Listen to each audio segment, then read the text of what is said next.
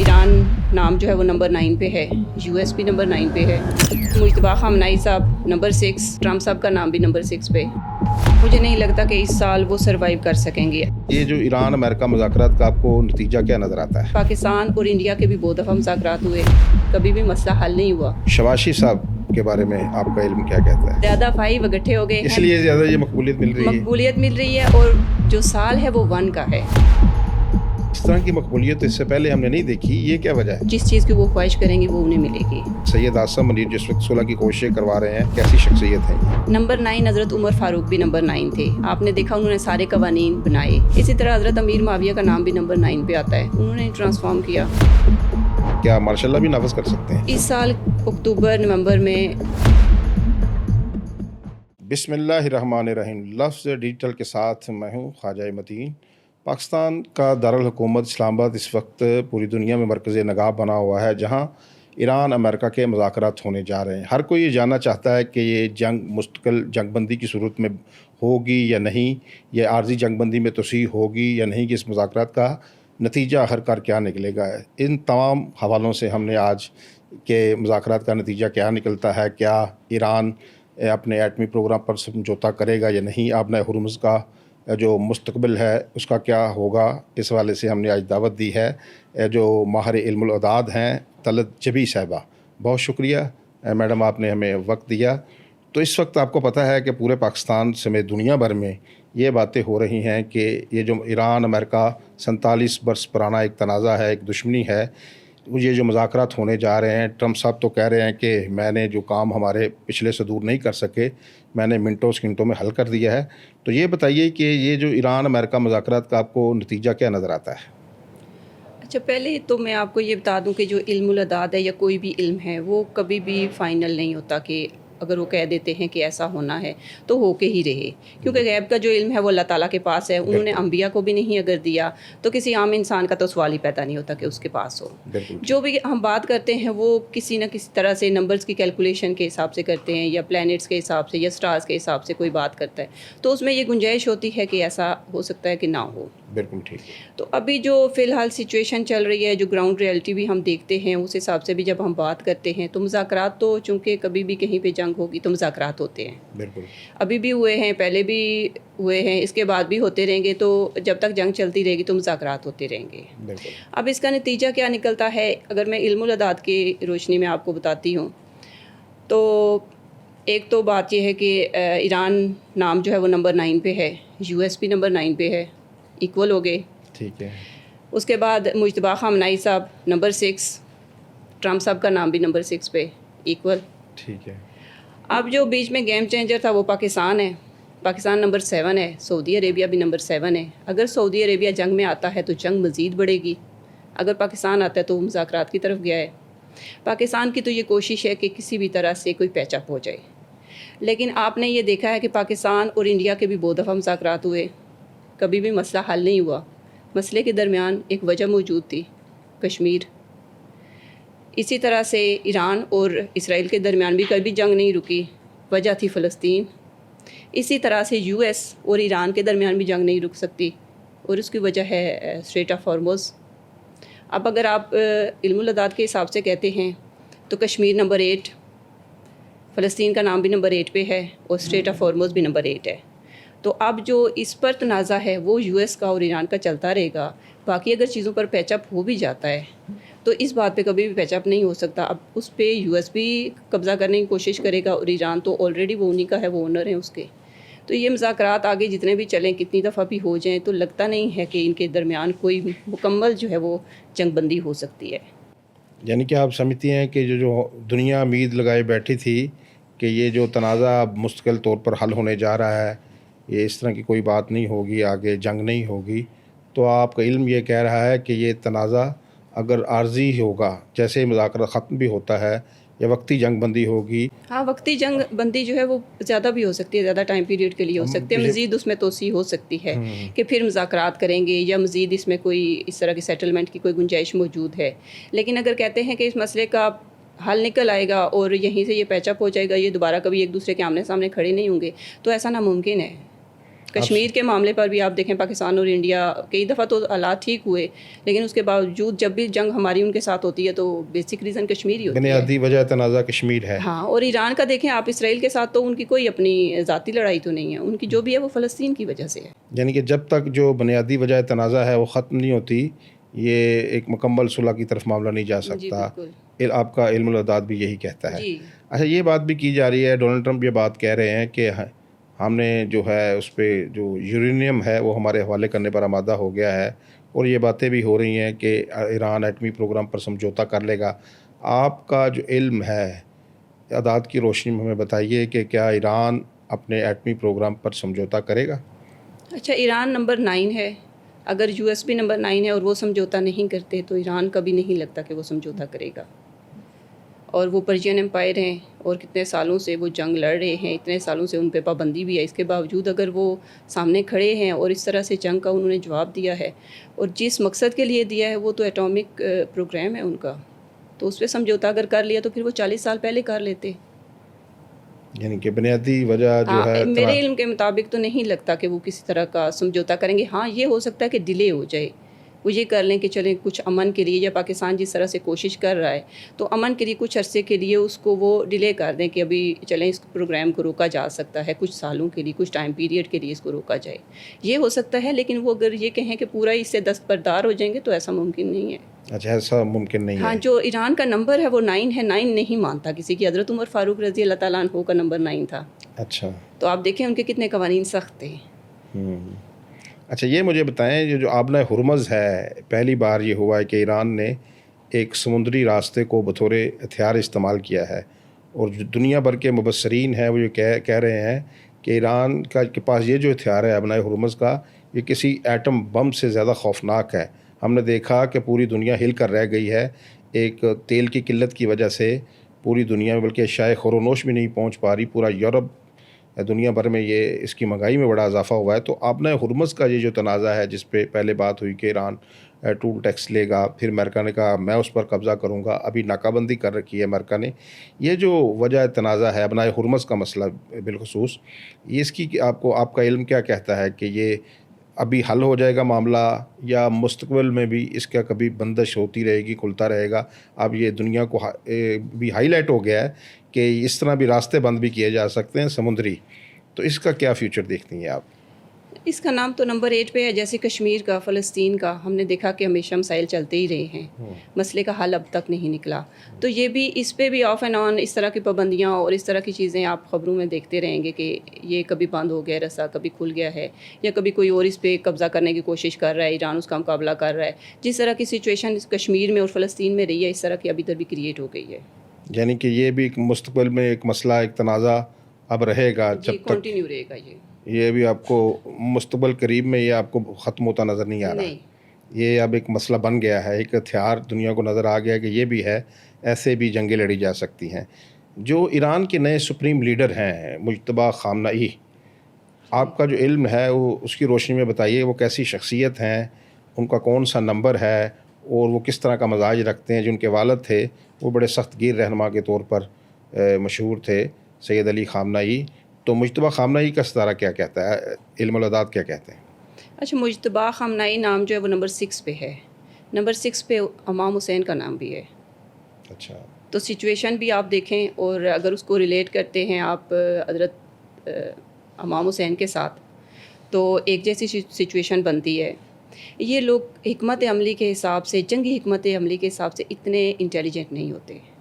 یہ پرامن لوگ ہوتے ہیں، یہ مذاکرات کے ذریعے مسئلے کو حل کرنے کی کوشش کرتے ہیں. ابھی جو آپ دیکھ رہے ہیں کہ مذاکرات کے لیے راضی ہوئے ہیں، تو اگر ان کے والد ہوتے تو وہ مذاکرات پہ کبھی آتے ہی نہ. وہ بالکل ان کا ایک قول ہے کہ امریکہ پہ کبھی بھروسہ نہیں کرنا آپ نے، یہ مذاکرات نہیں کرتا، یہ دھوکہ دینے کے لیے مذاکرات کرتا ہے. یعنی کہ مجتبیٰ خامنئی اپنے والد کے برعکس یہ ایک صلح جو شخصیت ہیں اور مذاکرات پر یقین رکھتے ہیں. جی بالکل، صلح جو شخصیت ہیں. اور امام حسین بھی آپ کو پتہ ہے کہ وہ یزید سے مذاکرات کرنے ہی گئے تھے، امن کے لیے گئے تھے، وہ کسی جنگی تیاری کے ساتھ نہیں گئے تھے. تو یہ امن کی خواہش لازمی رکھتے ہیں، لیکن اپنا پروگرام یا اپنے ملک کو کبھی بھی کسی نقصان کی طرف نہیں لے کر جائیں گے. یہ بھی ہے. یعنی کہ ان کی والد صاحب کی جو لیگیسی ہے سیدہ جو آیت اللہ خامنئی تھے، ان کی لیگیسی کو آگے بڑھائیں گے اس کو. لیکن ان کے چونکہ جس طرح سے میں نے ان کی ڈیٹ آف برتھ جو انٹرنیٹ پہ موجود ہے اسی سے جو میں نے کیلکولیشن کیا تو ان کی ڈیٹ آف برتھ میں سب ان کے اینٹی نمبر ہیں جو ڈائریکٹ ڈیٹ آف برتھ میں موجود ہیں. نام بھی اینٹی نمبر پہ ہی ان کا آتا ہے. تو ان کے لیے یہ سال بہت مشکل ہے ہر لحاظ سے، ان کی جان کے حساب سے بھی اور باقی سارے معاملات کے حساب سے بھی ان کا بہت زیادہ مشکل سال ہے ان کا. اچھا، ایران امریکہ جنگ میں ایک نام جو صلح کروانے کے لیے ابھر کر سامنے آیا ہے دنیا کے نقشے پر، اور جس کو بارہا ڈونلڈ ٹرمپ کہتے ہیں great field marshal Syed Asim Munir.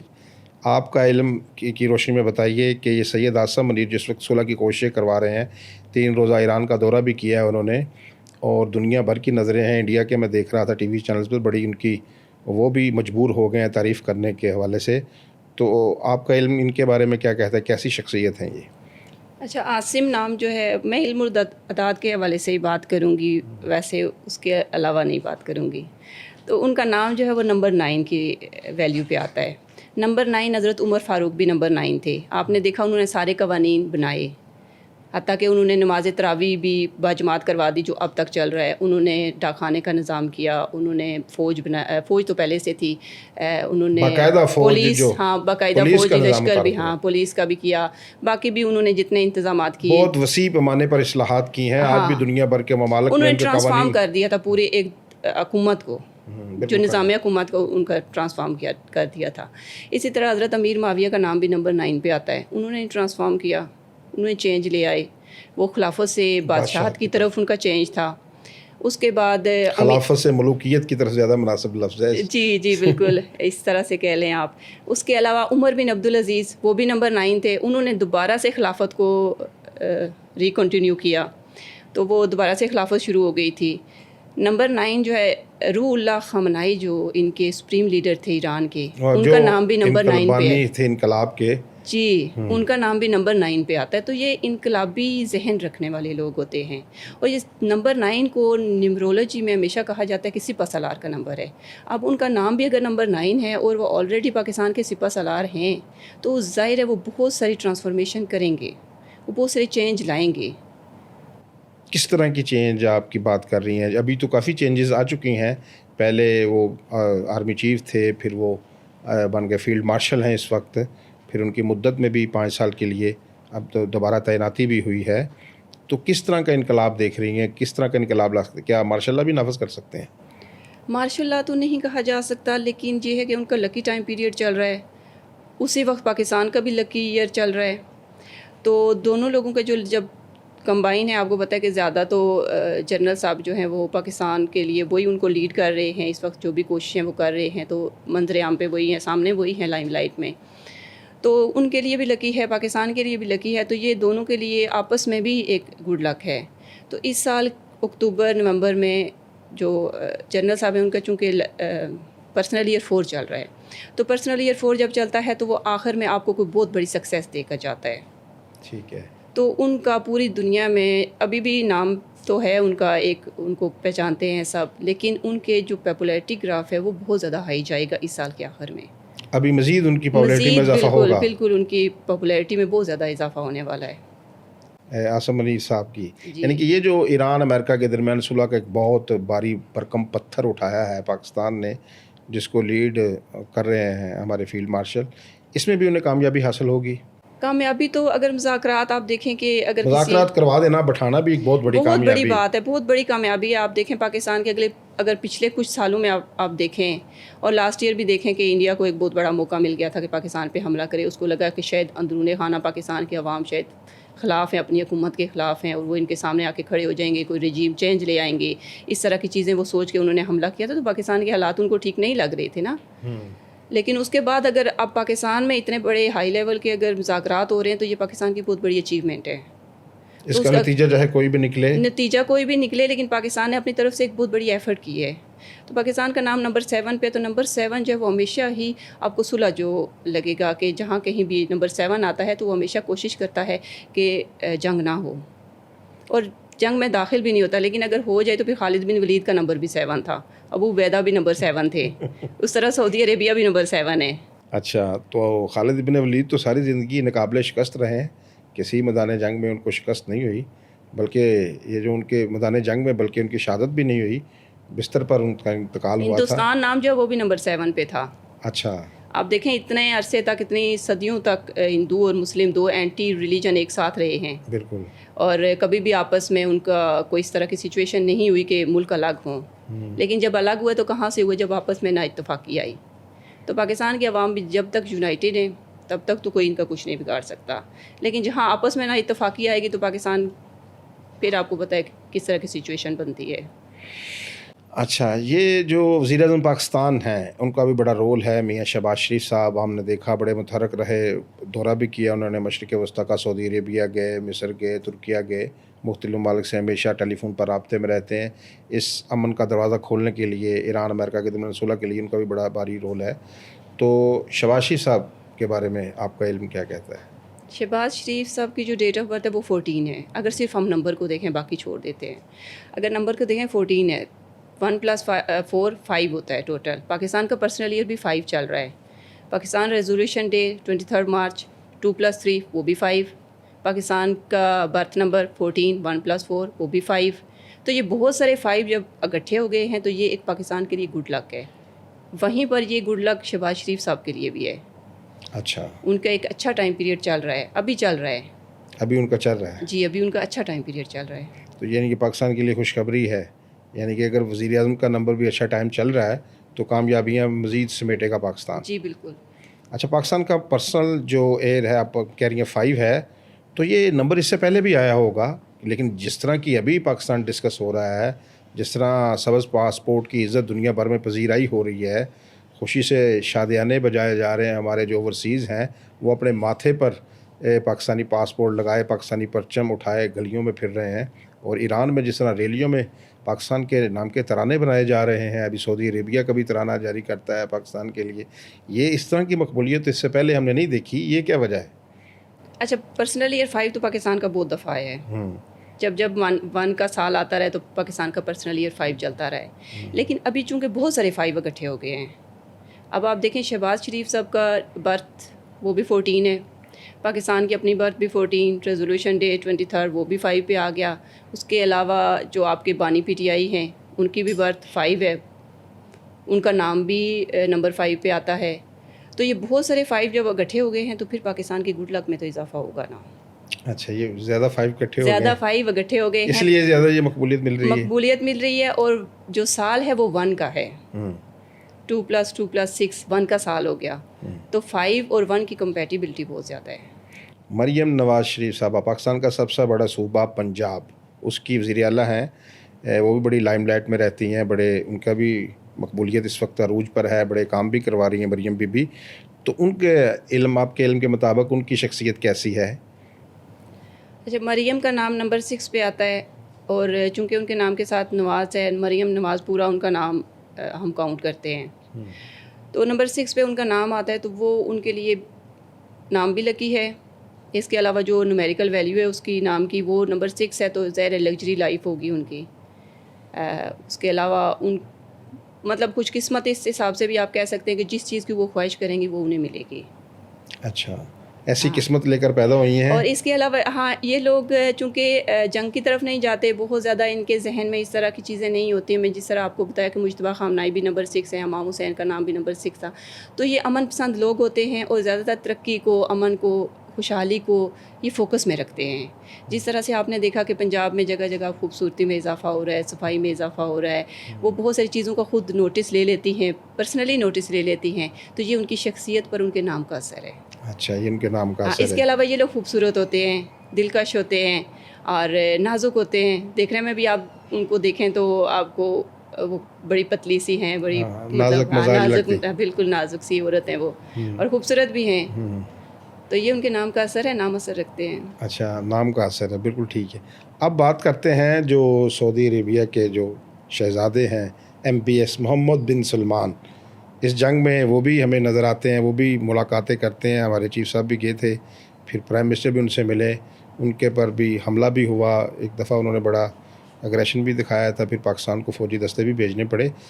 तो फ्यूचर में आप देखती हैं कि MBS जो है मोहम्मद बिन सलमान, وہ دنیا پر کس طرح اثر انداز ہوں گے اور اپنے ملک کے لیے کیا بہتری لانے میں کامیاب ہوں گے؟ اچھا، محمد نام ہے، بن سلمان تو کنیت ہے، نام محمد ہے. اب محمد بن عبداللہ نبی کریم صلی اللہ علیہ وسلم کو دیکھ لیں، نام ان کا ہے جی. اس ٹائم پیریڈ میں آپ دیکھیں محمد بن عبداللہ، اگر ہم رسالت سے ہٹ کے بات کرتے ہیں، نبوت سے ہٹ کے بات کرتے ہیں، تو ان کے بعد کوئی بھی محمد ایسا نہیں تھا جو عرب پہ حکومت کرتا ہو. ان کے بعد جب محمد بن سلمان آئے ہیں تو محمد نام نمبر 2 پہ آتا ہے، تو ٹرانسفارمیشن کا نمبر ہے یہ لوگ اگر حکومت میں آتے ہیں تو یہ ٹرانسفارم کرتے ہیں اپنے ریاست کو. جس طرح سے آپ نے دیکھا کہ محمد صلی اللہ علیہ وسلم نے ہر طرح کے حقوق دلوائے اپنے معاشرے کو اور ٹرانسفارم کیا، پھر انہوں نے اسلامی لشکر بنایا، بہت ساری فتوحات ہوئی، انہوں نے ایک پورا نظام دیا. اب آپ محمد بن سلمان کو اگر آپ دیکھیں تو وہ اب اپنے ملک کو ٹرانسفارم کر رہے ہیں. ابھی وہ اپنے جنگی ہتھیار بھی بڑھائیں گے، ابھی وہ اپنے ملک کی ترقی کی طرف بھی فوکس کریں گے، ڈیفینس فورسز پہ فوکس کریں گے. تو وہ ان کا نام لائم لائٹ میں ابھی اسی سال انشاءاللہ وہ سب سے زیادہ جو آپ پاپولر دیکھیں گے نا پوری دنیا میں، اگر کوئی کنگ ہوگا تو وہ محمد بن سلمان ہوں گے. اچھا، محمد بن سلمان کی مقبولیت جو ہے وہ بہت زیادہ ہائی، مشرق وسطیٰ سے نکل کر پوری دنیا میں لائم لائٹ پہ ہوگی. اور اگر وہ جنگ میں نہیں جاتے تو یہ بہت اچھا ڈیسیجن ہوگا. اگر وہ ایران کے ساتھ کسی طرح کا، جس طرح سے ابھی بھی انہوں نے صبر کا مظاہرہ کیا ہوا ہے، اور اگر وہ جنگ میں نہیں جاتے ہیں تو یہ بہت اچھی بات ہوگی. بھائی بھائی کے ساتھ نہ لڑے تو بہتر ہے. لیکن اگر نمبر 7 جنگ میں آتا ہے تو وہ پھر کبھی ہار نہیں مانتا. تو ان کا جو نام ہے سعودی عربیہ، نیم جو ہے وہ نمبر 7 پہ آتا ہے. جیسے پاکستان نمبر 7 پہ ہے تو اسی طرح سے سعودی عربیہ بھی نمبر 7 پہ ہے. اچھا، آپ کے علم الاعداد کی روشنی میں بتائیے کہ جو پاک بھارت تعلقات ہیں ان کا کیا مستقبل دیکھتی ہیں؟ پچھلے برس تو ہم نے دیکھا تھا ایک جنگ ہوئی تھی جس کا ہم نے اس وقت 10 مئی کو ایک جشن کا بھی مارکہ حق کے جو ہم نے جیتا تھا، جس میں انڈین طیارے بھی گرے اور پاکستان کی فتح کو دنیا بھر میں تسلیم کیا گیا کہ پاکستان نے اپنے سے 10 گنا بڑے دشمن کو شکست فاج سے دوچار کیا. تو علم الاعداد کیا کہتے ہیں جو ان فیوچر میں بھی کوئی جنگ ہوگی کہ پاکستان انڈیا کے درمیان کوئی صلح کا معاملہ دیکھ رہی ہیں؟ پاکستان انڈیا کے درمیان تو کوئی جنگ اس سال نہیں لگتی. ویسے بھی پاکستان کا پرسنل ایئر فائٹ چل رہا ہے تو اس کے ساتھ کوئی جنگ کے لیے اس طرح نہیں آئے گا. افغانستان والا بھی جو مسئلہ ہوا ہے وہ بھی آپ کو پتہ ہے کتنے چھوٹے لیول سے ہی پاکستان نے اس پہ کنٹرول کر لیا ہے. تو انڈیا کو، مجھے تو نہیں لگتا کہ انڈیا اس طرح کی کوئی حماقت کرے گا، کوئی پاکستان کے ساتھ کسی طرح کی جنگ کرے. اور جو اس وقت انڈیا کی علم الاعداد کے حوالے سے میں آپ کو اگر بتاؤں تو جو مودی صاحب کا نمبر ہے، برتھ نمبر ہے، وہ 17 ڈیٹ آف برتھ ہے ان کی. 1 + 7 8 ہوتی ہے. 8 ان کا برتھ نمبر ہو گیا تو 1 کا ایئر چل رہا ہے، تو ان کے لیے ویسے ہی اسٹرگلنگ ٹائم پیریڈ چل رہا ہے. تو وہ کبھی بھی اتنا بڑا رسک نہیں لیں گے وہ پاکستان کے ساتھ ڈائریکٹ کسی طرح کی جنگ میں انوالو ہوں. لیکن کشمیر کے محاذ پر یا کشمیر کی طرف کوئی ایسا مسئلہ ضرور ہو سکتا ہے جس کی وجہ سے کشمیر ہائی لائٹ ہو جائے اور وہ مسئلہ دوبارہ سے پھر ریسٹارٹ ہو جائے، یا انڈیا خود سے کچھ کشمیر میں ایسا کرے جو پوری دنیا کے لیے ایکسیپٹیبل نہ ہو. اس طرح کی کوئی سچویشن کشمیر کے محاذ پر ہو سکتی ہے. چائنا کے ساتھ بھی انڈیا کا ہو سکتا ہے، کوئی تنازع ہو سکتا ہے. ہاں ان کے ساتھ بھی ہو سکتا ہے، لیکن پاکستان کے ساتھ نہیں لگتا کہ وہ اس طرح کا کوئی بھی ڈیسیجن لیں گے. نہیں، نریندرا مودی جو ہیں ان کا مستقبل کیا دیکھتی ہیں آپ کہ وہ ان کا کیا نمبر ہے؟ وہ مزید سروائیو کریں گے؟ وہ اپنی جو ہندوستان کی سیاست میں اسی طرح جو مقبولیت انہیں پچھلی بار ملی تھی اس بار تو انہوں نے کم ووٹ لیے ہیں، اپنی مقبولیت کھوتے ہوئے نظر آ رہے ہیں یا مزید اس میں بڑھاوا ہوگا؟ ان کا اسٹرگلنگ ٹائم پیریڈ چل رہا ہے تو مجھے نہیں لگتا کہ اس سال وہ سروائیو کر سکیں گے. اگر مجھے تو خیر نہیں ہے، سیاست کا مجھے اتنا علم نہیں ہے تو نہ ہی مجھے معلوم ہے کہ کس وقت الیکشن ہوں گے یا نہیں ہوں گے. لیکن جب بھی الیکشن ہوں گے تو مجھے نہیں لگتا کہ وہ جیتیں گے اس دفعہ. ہاں اگر ان کی پارٹی جیت جاتی ہے تو کوئی نیا بندہ جو ہے وہ پرائم منسٹر بنے گا، لیکن مودی صاحب کا نہیں لگتا کہ دوبارہ کبھی وہ ہندوستان کے بن سکیں گے. اچھا، دوبارہ آپ کو وہ ہندوستان کے وزیر اعظم بنتے نظر نہیں نظر آتے. سب سے آخر میں آپ سے ایک ایسی شخصیت کے بارے میں پوچھتے ہیں جو غیر مستقل مزاج، خود فریبی میں مبتلا، بڑکوں اور دعووں پر یقین رکھنے والے، 40 بار کہہ چکے ہیں کہ جلد جنگ ختم ہو جائے گی، جلد جنگ ختم ہو جائے گی. ابھی ختم کر رہا ہوں، جب سے شروع کی ہے انہوں نے یہ بات. تو میری مراد ہے سپر پاور امریکہ کے پریزیڈنٹ ڈونلڈ ٹرمپ. ان کا کیا فیوچر دیکھتی ہیں آپ؟ ان کے بھی مڈ ٹرم انتخابات نومبر میں آنے والے ہیں. ان کی مقبولیت بڑھے گی، کم ہوگی، یا یہ جنگ ان کے لیے کتنا اثر انداز ہوگی ان کی سیاسی زندگی کے اوپر؟ ٹرمپ صاحب کا تو خیر ابھی اتنی تو میں نے کیلکولیشن ان کے بارے میں سیاست کے حوالے سے نہیں کی ہے، لیکن جس طرح سے میں ان کے کنٹری کو دیکھ رہی ہوں تو ان کا یورپین کنٹریز کے ساتھ اگست میں سپٹمبر میں کوئی اس طرح کا ہو سکتا ہے، ان کی آپس میں کوئی لڑائی جنگ یا اس طرح کے کوئی اختلافات کے آپس میں ان کا اتحاد ٹوٹ جائے، یہ ان کے کنٹری کے اس میں آ رہا ہے۔ نہیں، ابھی ہم نے دیکھ رہے ہیں کہ بالکل آپ کا جو علم آپ کو بتا رہا ہے، ابھی نیٹو پر وہ بڑا چڑھ دوڑے ہیں، وہ کہتے ہیں یہ کاغذی شیر ہے، میں نکل جاؤں گا۔ اس طرح کی بڑی چینج بھی آ سکتی ہے کہ امریکہ نیٹو سے نکل جائے؟ جی بالکل آ سکتی ہے، بالکل آ سکتی ہے۔ یورپین کنٹریز کا اور ان کا اتحاد جو ہے وہ ٹوٹنے والا ہے اگست سپٹمبر میں میکسیمم، اور کوئی جنگ بھی ہوتی ہوئی دکھائی دیتی ہے، اور امریکہ کے ساتھ بھی کچھ بڑا ایسا ہو سکتا ہے کہ جس کی وجہ سے کوئی بہت بڑی چینجز وہاں پر آئیں۔ امریکہ کے اندر جی تو وہ یہی ہو سکتا ہے کہ ان کی پارٹی جو ہے ریپبلکنز وہ انتخاب ہار جائے مڈ ٹرم، یہ بھی ہو سکتا ہے۔ سکتا ہے۔ اب میں آپ کو یہی بتا رہی ہوں کہ یو ایس جو ہے وہ نمبر 9 پہ ہے، ایران بھی نمبر 9 پہ ہے، تو دونوں کنٹریز جو ہیں اگلے سال تک ان میں کوئی بہت بڑے چینجز آئیں گے۔ ایران میں بھی کوئی بہت بڑا چینج آئے گا اور امریکہ میں بھی بہت بڑا چینج آئے گا۔ بہت شکریہ میڈم طلعت جبی صاحبہ، آپ نے ہمارے ناظرین کو اس حوالے سے اپنے جو علم رداد ہے اس کی روشنی میں بتایا کہ اس وقت جو ہے ایران امریکہ مذاکرات کا مستقبل کیا ہونے والا ہے، کامیاب ہوں گے نہیں ہوں گے، اور یہ صلح جو ہے ایران امریکہ کے درمیان یہ ایک پختہ صلح ہونے جا رہی ہے کہ عارضی پڑاؤ ہے۔ ناظرین، آپ نے میڈم کی گفتگو سنی، اس پر اپنا فیڈ بیک ہمیں ضرور دیجیے گا۔ اپنے دوستوں، عزیز و اقارب سب کا خیال رکھیے گا۔ اللہ نگہبان۔